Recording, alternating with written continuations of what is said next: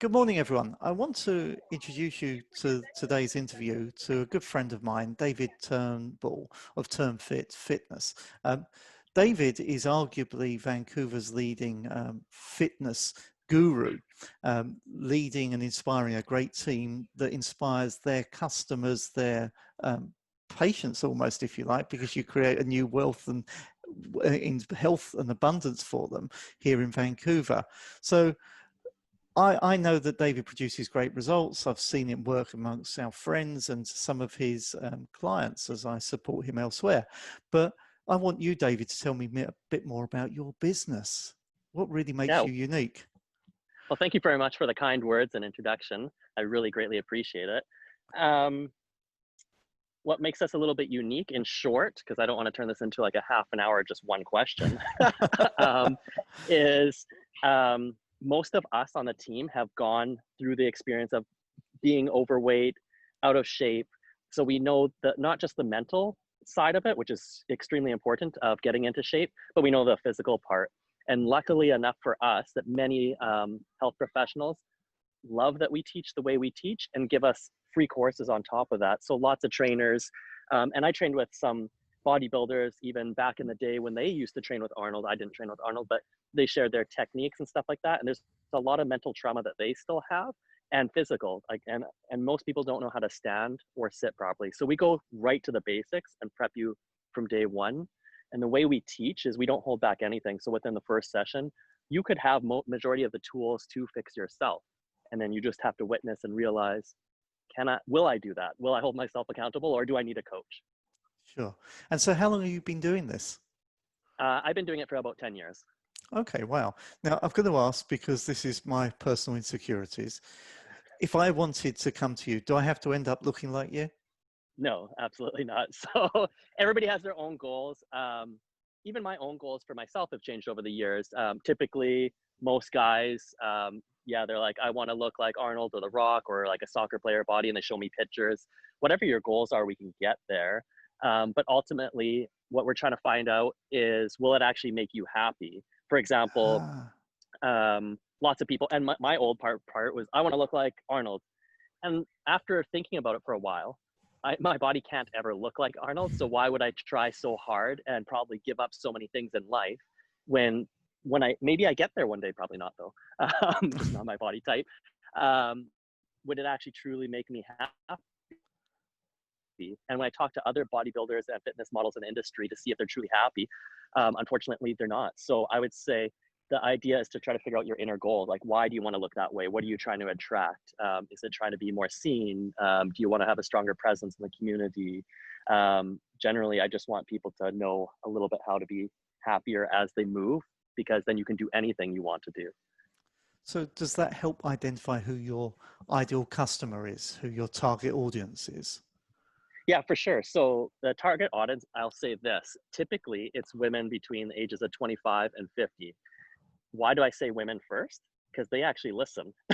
So usually when I have a female that comes in front of me, they have strong goals. They almost planned out what they want in life for the next year. And when I give them a task, they just do it. There's no complaining. They're super strong, way stronger than any of my male clients, in the sense that males, I know we are all big babies and we do complain a lot. That being said, I will take on a male client, and we have tons of male clients. It's actually a 50-50 split. But in the interview process, the first session, we can tell right away if we're going to be the right fit for you or not. So if we can tell that you're going to listen to us and solely us during that period of time, we'll take you on. But I've had males in the past where they hire me, they hire 2 more coaches, and then it's like learning 3 languages all at once. You kind of blur everything together and nothing will work. So anybody that's willing to listen and trust us. I guess what you've just touched on is something quite important. First off, you spoke about the female strength. I think you're talking about their commitment to themselves, Yeah. rather than, so that's the most important. So in your interviewing, do you deselect prospects if you feel that they are just participating because they've got this sense that they want to do something, but they're not really committed? Yeah. So what usually within the first, again, interview, we know, but if we don't, for some reason, after the first month, let's say somebody buys a package of sessions with us, we say straight up at the beginning, after these sessions are over, we'll have another interview for each other to see if we're still the right fit. I rather you get all the results that you deserve and want versus just take your money, because it feels like stealing to me. And I know tons of fitness people in the industry, and maybe you're the type that needs boot camp style where you're just yelled at and verbally abused, I would say. Some people love that, and I won't do that, and none of my team will do that. But I know tons of professionals that will teach that way, and I'll push you their direction because maybe you respond and want that in life currently. Cool. And you mentioned you have a team. So you find the right trainer for the right person, or Yeah. do people select their trainer? How does that work? Typically, typically, I try to match personalities together and skill set of what's required. So as a trainer, you can take course after course after course and be knowing everything up here, but the personality, the way you present it, might not be appropriate for certain personalities. So I find, even when I'm looking and recruiting trainers, I look for certain personalities that will vibe within my team and vibe within the clientele that I pick on. And then I try to partner you up. 99% of the time it works. But let's say you don't align with that teammate's personality. I just move you over to another teammate. Or sometimes people like having two of my trainers. So maybe you'll train with one person. Maybe it's a male trainer for 2 days a week and maybe a female trainer for 2 days a week. Doesn't have to be 4 times, but in the past, lots of times people really love that little mix because we share data constantly with each other internally, and knowledge is super easy to train into anybody. It's just courses, but personality, you probably know, and everybody that's watching, you can't out train a bad personality or a certain personality. I won't say bad. No, you're quite right. But what I'm hearing is that what you are doing is you're eliciting your client's true intention, even if they're not expressed, trying to understand really what it is they are about, what it means to them to have success, and then equip them with the best resources within your team to meet that goal. Is that about right? Exactly. That's Yeah. awesome. That's very unusual, I guess, in your industry. Yeah. And so that answers kind of the first question as well. Like, again, the reason why we get the reviews we get is because we kind of get the option to select people. And I won't say no to anybody, but I'll pass them on to somebody else that will have a better fit. Cool. So there's the elephant in the room that we've all been experiencing for at least 100 days. COVID Yeah. has impacted everyone. Yeah. How's this been impacting your business? So it impacted our business significantly at the beginning because it seemed like just overnight, everything just got locked down. All the clubs that we train out of got locked down. And the way the media presented everything, which is, it's good the media did it because it has to be cautious, is basically scared the crap out of everybody. And typically the people that have been coming to us for the last few years, they're usually regular clients. Typically they're healthier. I'm not saying they shouldn't be concerned. They should absolutely be concerned. But right now, even only 10% of our client base came back because they're scared that by coming into a gym situation, it could potentially increase the risk. And it could, but all the gyms we operate out of are taking crazy steps to stay clean. And I would argue that maybe going into your grocery store would be far more chance of getting sick, because majority of people seem to not be following rules. Majority of people can't distinguish when an arrow is going one way that you shouldn't go the other way. In the studios I work out of, they're private studios. They're capped at a certain amount of people. They have receptionists at the front saying you can come in or can't. We have designated squares. So most of the local businesses, the small businesses that I interact with around the city, chiros, physios, naturopaths, you name it, they're super following the rules because they don't want to get shut down again, and they don't want to pass on anything. Because let's say somebody gets sick at my facility, that will spread into the media and it'll be in the media forever. So we're being very safe and cautious, but it's still been a massive impact. The hard part is I'm scared of reversibility with our clients. And what that means is the more time you put into something, the more time you can take off, yes. But some of our clients, if you're taking 2 to 3 months off, I'm really nervous that they're going to lose all their progression that they had and momentum. And more mentally, that's harder than anything, because I've had incidences in my life where I had to take some time off. And mentally, that's the hardest. Even if you were in a really good shape and then you get out of shape and you can get back into it, it's still mentally hard. Well, I think this is helpful because momentum is really key in your activity, because it's logarithmic, the gains, it takes an awful long time for it to show, but then the results just grow and grow exponential rate. Yes. So what are the one or two actions you've taken during this time to maintain that momentum for your client, but also for your business? Because I know you also train other trainers. Yeah. Thank you so much. So what we've done to try to minimize anything where they have an excuse to not work out is we even put on free classes weekly since this hit. So whether you have the money or not, now that eliminates the issue. You can do it in the comfort of your own home. I've been trying to be diligent and post one helpful blog post with facts from other articles to help you mentally, physically. I have amazing people like yourself giving helpful tips in our communities that we built on Facebook, which I think is super valuable because almost everything that's going on right now is all up here. Actually, pretty much all throughout life. It's all mental. It's all mental. So the physical part is super easy. If I could just go through physical pain instead of mental pain, I'd pick that any Yeah. day. Yeah, that mental anguish stays with you even long Exactly. after you've had your leg cut off. Yeah. I'm not suggesting we go through that type of trauma. Yeah. Let's not do that.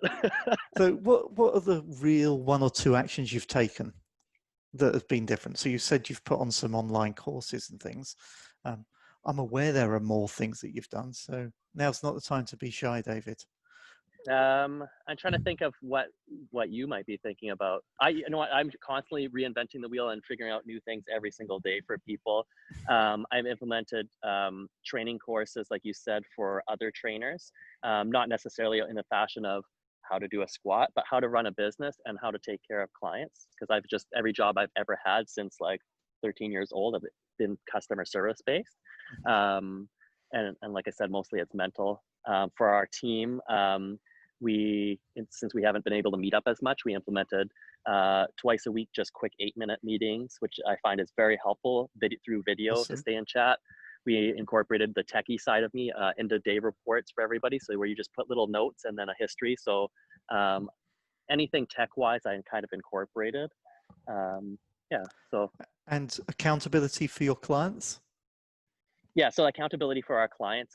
We have online apps that we already used for training. So let's say you train with us in person, we give you homework through an app. And as soon as you log into that app, it will calculate if you have your watch set to it, like a smartwatch, it'll say how many steps, your resting heart rate. It'll say if you actually did the homework I asked you to do. So there's tons of accountability through there. And then if we don't see that that's happening, then we just send you a nice polite message, and we'll just keep sending those messages until you tell us to get lost because we ultimately want to help. Because it goes back to what we were saying earlier about you're there to honor the true intention of that person. Yeah, And exactly.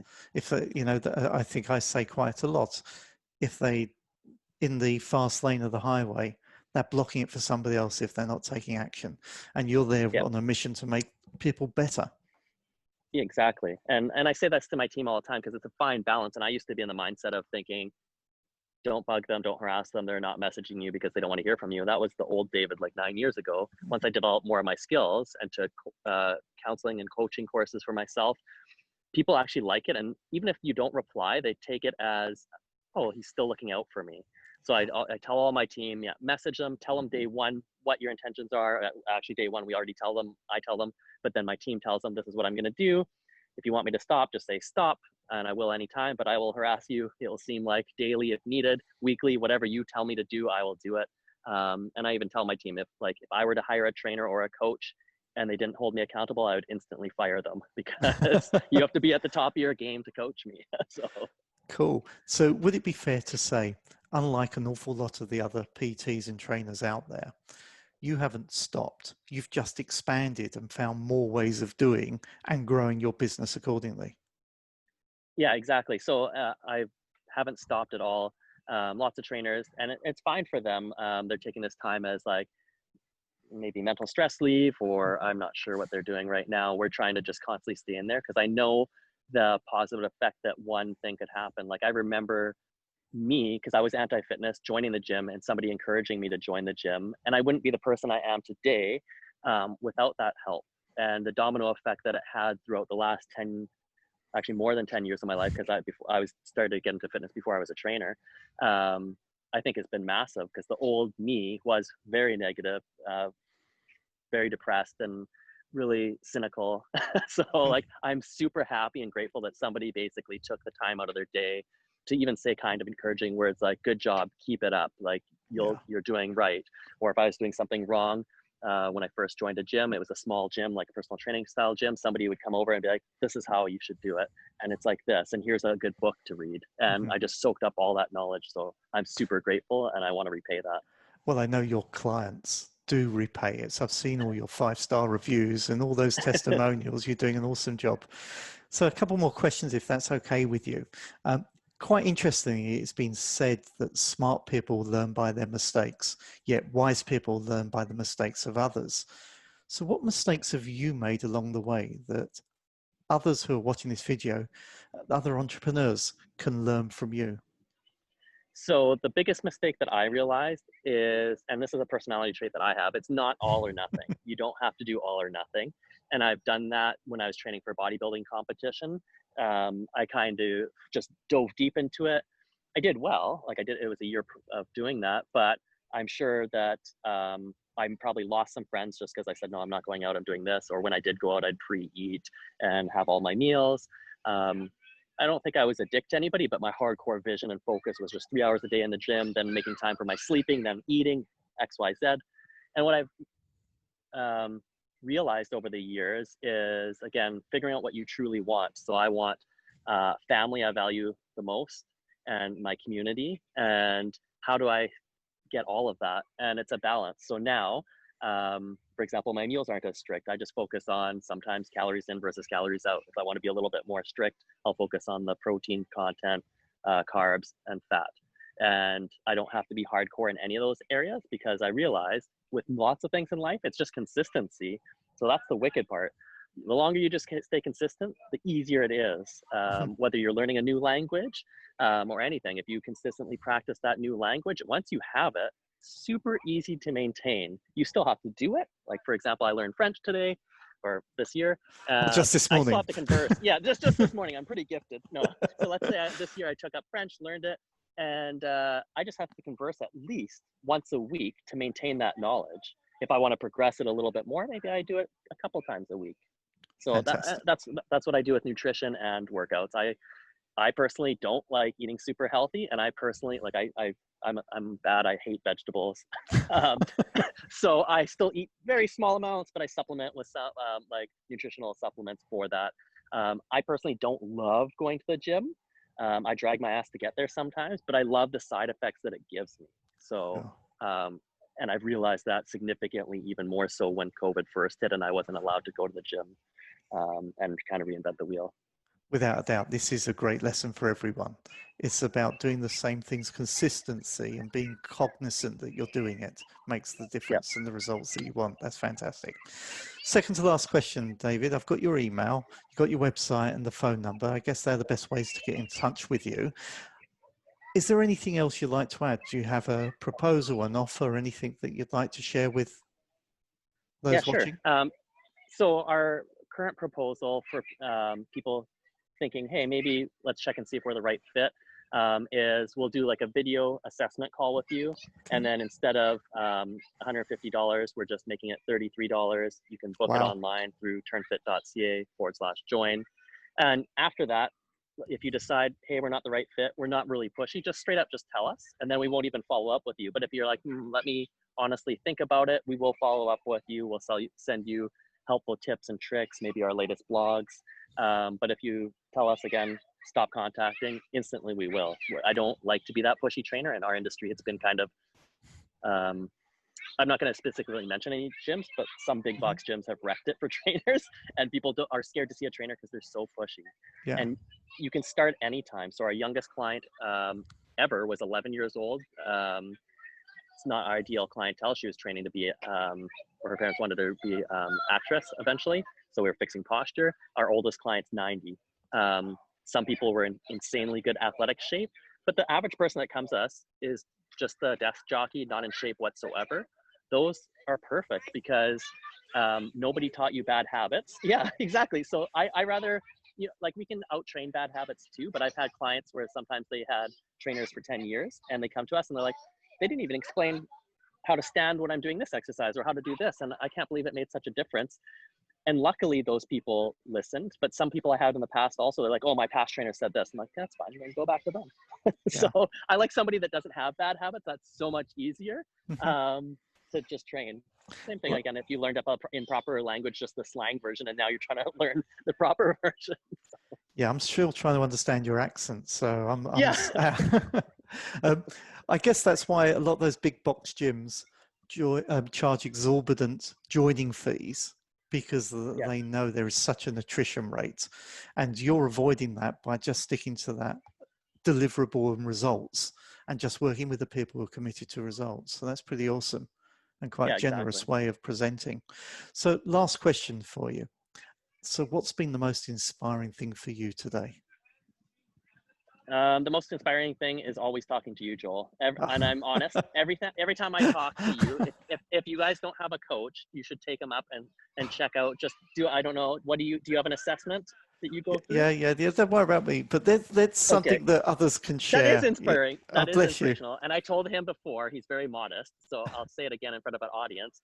Um, I'm very picky when it comes to coaches because I think so highly of myself. But when I find somebody like Joel that has such good, credible advice, I just am amazed. And again, it's the consistency. Every single time I talk to you, you have this one key nugget, and it's all from listening. And you do it extremely well. I've watched you do it in small groups, like when we were chatting in our other group, I think 2 weeks ago. He was the leader of that, and there was nobody asked him to be the leader, and he helped and gave such credible advice, and he never just stops. You're just so amazing. So yeah, that Bless you. yeah. You're not editing this out. I like it. I was just thinking I have that control. You could have I will just watch said it, and I'll watch it and I'll comment after. I'll say there's a missing take. I'd been happy if you just quoted a line from the Bible, but thank you. Better than the Bible, Joel. There you go. Thank you. That's your new tagline. It's there. So look, I want to thank you, David, for your time this morning. I've obviously taken you away from an amazing venue where you are. And actually, that's something I will share. For those that don't know, David is currently promoting Vancouver. He's got this whole community he's building, celebrating how wonderful this city really is. And for somebody who's chosen this as a city to come and live in, I just want to salute what you're doing, because I think the place is pretty awesome. So thank you, David, too. Thank you so much.